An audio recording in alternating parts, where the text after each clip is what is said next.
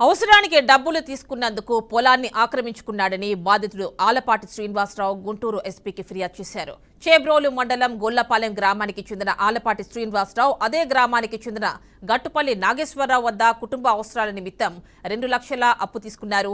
అయితే 2 లక్షలకు చక్రవడ్డీలు కట్టి 10 లక్షలు ఇవ్వాలని శ్రీనివాసరావును డిమాండ్ చేశారు. శ్రీనివాసరావు తన పొలం అమ్మి ఇస్తానని చెప్పగా నాగేశ్వరరావే ఆ పొలాన్ని ఆక్రమించాడని బాధితుడు వాపోయాడు. తన పొలాన్ని ఎవరికీ అమ్మనీయకుండా చేశాడని, పొలం వైపు వస్తే చంపుతానని బెదిరిస్తున్నాడని ఎస్పీకి ఫిర్యాదు చేశారు. నా పొలము నేను అతని దగ్గర వడ్డీకి తీసుకున్న మాట వాస్తవం. నాగయ్య అని అతను గట్టుపల్లి నాగేశ్వరరావు దగ్గర తీసుకుంది వాస్తవం.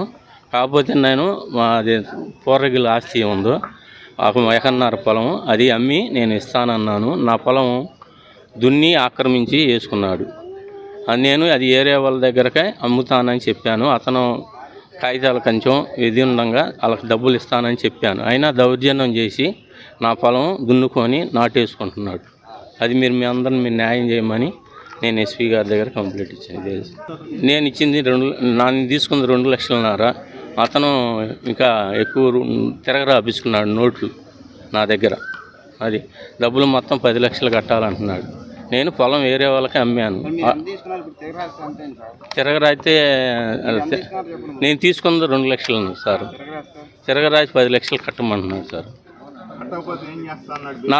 నన్ను బెదిరించాడు. నా పొలం కాడికి వెళ్తే నా పొలం నాది, నేను వేసుకుంటున్నాను, నువ్వు ఎవరికి చెప్పుకుంటావు, దిక్కుండోడి చెప్పుకో సార్ అన్నాడు. ఆక్రమించుకుంటున్నాను వేసుకున్నాడు. నేను ఆల్రెడీ నేను ఏరియా వాళ్ళకి అమ్మాను, మీకు డబ్బులు ఇచ్చేస్తానని అతనికి కూడా చెప్పా.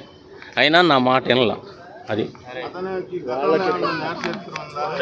ఉండయండి.